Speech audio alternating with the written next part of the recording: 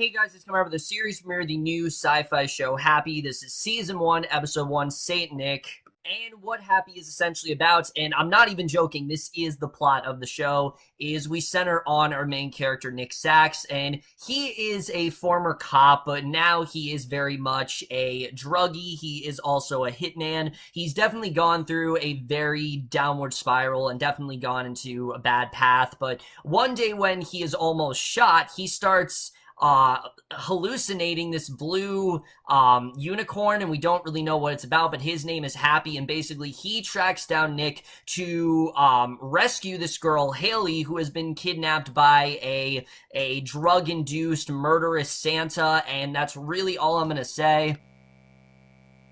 So, Happy in general, I was interested in the show to say the least, just because of the sheer weirdness of it all. I've never really seen something with this kind of concept before. That is definitely sure. That is definitely for sure. I've never seen something this weird in a while, but that's also what really drew me into this. I was definitely very intrigued to see what this really was going to be. Sci-Fi was very much keeping this under wraps, and I didn't know how the show was really going to turn out, if it actually was going to be something worth watching. And I have to say, while I didn't absolutely, I wasn't like head over heels with this premiere, I really enjoyed it. Happy is a very weird, but honestly very welcome show, and that mainly is because of many factors, but we're just getting into it, starting off with the cast.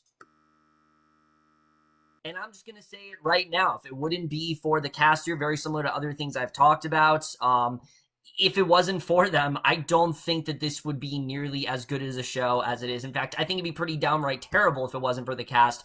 But thankfully, we have a caster that is pretty game, especially Christopher Meloni, who we've seen before. He will do anything at this point. I mean, he's one of his most famous things is Wet Hot American Summer, and in that, of course, he is this, he works in a cafeteria and he talks to a can of vegetables, so this isn't necessarily not something that's in his wheelhouse. He's definitely done stuff like this before, and he does a really great job here. Nick Sachs is someone who we don't necessarily sympathize with, but we can kind of see where he's gone. He's definitely made some choices as a cop, and it's very much hardened him. He's someone who doesn't really give much of a fuck anymore. He doesn't really see much of a reason to live, and I did think his character was pretty well done here. He does a lot of stuff that does seem pretty unjust, but like I said, he's a character that just isn't really caring about his safety and isn't really caring about what he's doing. He doesn't really have much of a reason left for anything. He doesn't seem to care much about himself, and I did like where we took this character. Thought he did a really great job here. I'm looking forward to seeing how he does evolve in this episode, especially after a certain twist that we found out. I'm definitely looking forward to seeing where he does go, and he was honestly really great here. And then Patton Oswalt as well, of course, as the Blue Unicorn Happy. I was really worried about this character because if you didn't have a voice actor that is very well known for, voicing various characters like this, I think Happy could get very annoying and honestly, just really irritating. And sure, he definitely does have that persona, but I feel like it's like an endearing sort of annoyance. Like, sure, Happy's supposed to be somewhat annoying, but that's like in the character. And Oswalt does actually a really good job of distilling that very quirky, very over-the-top persona, and with that contrasting with Nick's more cynical attitude, actually works very well. And their chemistry is definitely one of the high points of the show. I thought these two worked very well together, even though, of course, Oswalt is not physically there. He's doing the voices. You can tell these two do actually bounce off each other quite well. I thought they had really good chemistry, and I'm looking forward to seeing where they do go. I think there's a lot of potential with this concept. I haven't really seen something like this before, and I thought they both did a really good job here. Everyone else here I thought was kind of just fine. There wasn't really anyone else that really left much of an impression on me. Ritchie I thought did a good job in this. Patrick Fischler as Smoothie, he's like the main, he's like one of Mr. Blue's enforcers, and he does a good job. I mean, most of the crime bosses we met here I thought were pretty disposable, and there just wasn't really a lot to them, but I did really like Medina Senghore as Amanda. Now, Amanda's a very one-note character, but Senghore does a really good job of making her feel a lot more developed and a lot more interesting. I thought she did a really good job here. You could see the urgency in her, the determination. Her daughter was taken and she really wants those answers, and I thought she did a really good job here. The one person I really honestly wasn't a fan of was Lili Mirojnick, if that's how you pronounce her name, Lili Mirojnick. I did not think she was good, honestly, as the main detective. I thought that she was honestly pretty flat, pretty wooden, and she just seemed like they were just throwing this detective in there. And I get that she has a dark past, but right now I just really did not care about her character. I thought that she honestly was not that great in this role. And everyone else I thought was fine. I don't really think anyone else did a bad job. But Meloni and Oswalt are absolutely the standouts here. So now let's get to the directing and the writing, because I'll just say it right now. I mean, Happy is one of the weirdest shows I've seen in a very long time. To say this show is weird is an understatement. It goes into some really fucked up directions that I can't believe this show actually was able to do. I can't believe they actually got this show on air, because it is pretty insane. But the tone of the show is just so zany and so ridiculous. And that's something I like, that the show is not taking itself too seriously. It knows it isn't the most, normal of concepts. It knows it's very weird and different, and that's something I really do like. I did welcome the more weird scenes in this show, but the drama I thought was honestly handled pretty well. I did think they had some good dramatic moments here, particularly ones involving Amanda, and like I said, her determination to get back her daughter I thought was really good. Stuff with Nick was good, even though we didn't get more into some of the darker stuff Nick has been through. I did think they set up a good, they had a good setup here where they showed that, yes, Nick has seen a lot as a cop, and it's very much hard in him, and there's a lot of hard calls he's had to make, and I did think they set that up pretty well here.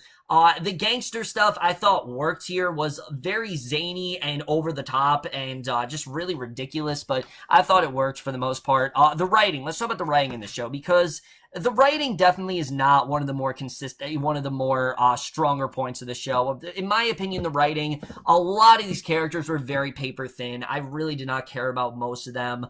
Besides Nick and I guess, Happy, besides him, I just didn't really care about most of the other characters here. I didn't really care about most of the other storylines going on.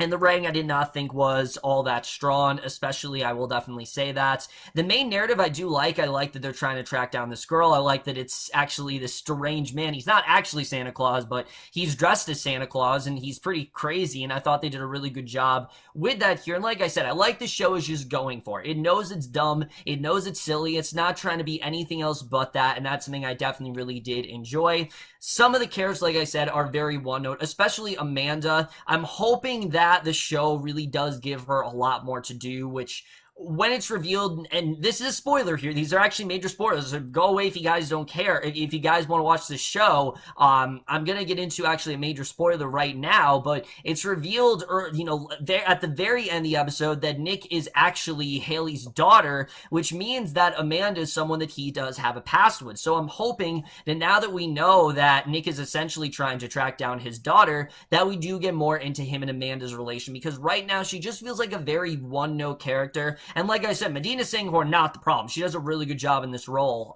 but I'm hoping we get more into their relationship, where it really went wrong, why he doesn't really talk about her a lot. I mean, there's clearly something going on there that we don't know about, and that's something I definitely am looking forward to, peeling back the layers of those characters. I'm hoping Detective McCarthy becomes more interesting, but right now I just found her really annoying, and I wasn't really a fan of her.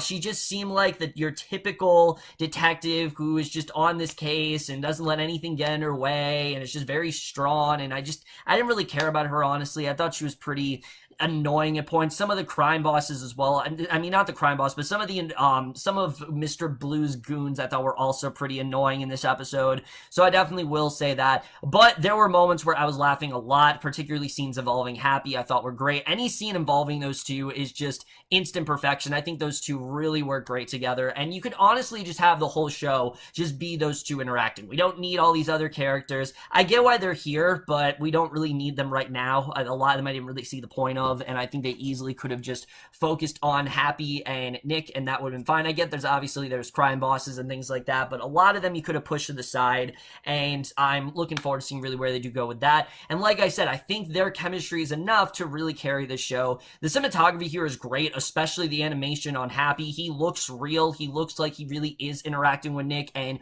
you got a very twisted, but a very Who Framed Roger Rabbit sense in a very twisted manner, like I said, and I thought they did a really good job with that. The score, like I said, this show is technically a Christmas show. That's why it's come out so late, because it's so late in the year, because it is very much a show about Christmas, and I love how fucked up it is in that sense. I think it works for this show very well, and the editing, the show really did fly by for me. I think there were some scenes that did drag on just a little bit, involving some of the crime bosses and whatnot, but other than that, guys, I really can't find too many complaints with this first episode. I really did enjoy it overall. I'm looking forward to seeing really where it does go from here, and I am going to give the series premiere of Happy, Season 1, Episode 1, Saint Nick, a B. So over, guys, with the series premiere of Happy. Let me know what you guys saw this first episode overall. Love your thoughts. Like I said, I really enjoyed it. I can understand if someone doesn't. It's definitely not for everyone, but that's my review. Hope you guys will see you guys in my next video, and we'll see you guys for that. Okay, bye.